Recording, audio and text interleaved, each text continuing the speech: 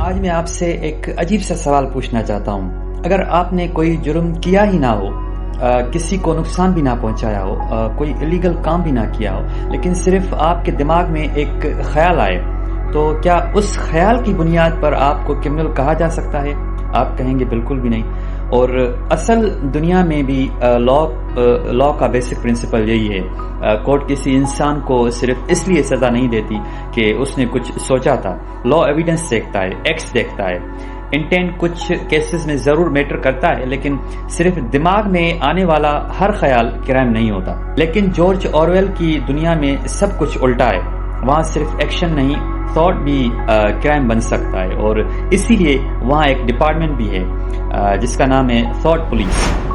نام سن کر لگتا ہے جیسے یہ پولیس صرف کرمنلز کو پکڑتی ہوگی، لیکن نہیں۔ ان کا کام چور یا قاتل ڈھونڈنا نہیں، ان کا کام ہے ایسے لوگوں کو ڈھونڈنا جو حکومت کے خلاف سوچنا شروع کر دیں۔ یعنی اگر آپ کے دل میں ایک چھوٹا سا ڈاؤٹ بھی پیدا ہو جائے کہ شاید گورنمنٹ غلط ہے، تو آپ ڈینجر بن سکتے ہیں۔ سوچیں کہ کتنی اسٹرینج بات ہے، انسان اپنے دماغ میں بھی آزاد نہیں۔ اب یہاں جارج اورویل ایک بہت امپورٹنٹ سائیکولوجیکل پوائنٹ ایکسپلین کرتا ہے۔ ہر ریولیوشن، ہر چینج، ہر انوینشن، ہر نیا آئیڈیا سب سے پہلے دماغ میں ہی پیدا ہوتا ہے۔ کوئی بھی انسان پہلے سوچتا ہے، پھر بولتا ہے، اور پھر ایکشن لیتا ہے۔ اگر آپ تھاٹس کو ہی کنٹرول کر لیں تو ایکشن کبھی پیدا ہی نہیں ہوگا۔ اس لیے اورویل کہتا ہے پاورفل گورنمنٹ صرف لوگوں کے ہاتھ نہیں باندھنا چاہتی، وہ ان کے دماغ بھی کنٹرول کرنا چاہتی ہے۔ میں اپنی لیگل پریکٹس کا ایک آبزرویشن شیئر کرنا چاہتا ہوں کہ کورٹ میں بہت دفعہ ایسا ہوتا ہے کہ کسی کیس میں ایموشنز بہت اسٹرانگ ہوتے ہیں، لوگ فوراً ڈیسیشن دے دیتے ہیں، لگتا ہے یہی کرمنل ہے، لگتا ہے اسی نے ہی کیا ہوگا۔ لیکن کورٹ کا سسٹم فیلنگز پر نہیں چلتا، ایویڈنس پر چلتا ہے۔ اسی لیے جسٹس کا ایک گولڈن پرنسپل ہے، سسپیشیس چاہے کتنا بھی اسٹرانگ ہو، ایویڈنس کا سبسٹیٹیوٹ نہیں بن سکتا۔ یہی پرنسپل سیولائزڈ لیگل سسٹم کو اسٹرانگ بناتا ہے۔ اب ناول میں واپس آتے ہیں۔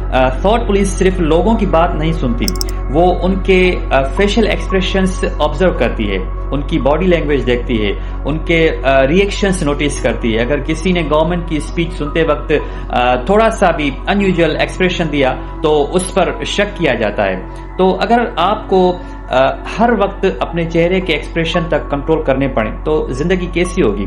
انسان اصلی رہ ہی نہیں سکتا، وہ ایک ایکٹر بن جاتا ہے، اور سلو ایکٹر اور اصلی پرسنالٹی میں فرق ہی ختم ہو جاتا ہے۔ یہاں سے ایک اور ڈینجرس چیز شروع ہوتی ہے، سیلف سینسرشپ۔ یعنی کوئی آپ کو چپ نہیں کرا رہا، آپ خود ہی چپ ہو رہے ہیں، آپ خود ہی چپ ہونے لگ رہے ہیں۔ کوئی آپ کو مجبور نہیں کر رہا، آپ خود ہی اپنی بات روک لیتے ہیں۔ کوئی آپ کو تھاٹس نہیں پڑھ پا رہا، آپ کے تھاٹس، لیکن آپ کو لگتا ہے شاید پڑھ لیا جائیں گے، اور یہ فیلنگس ہی کافی ہوتی ہیں۔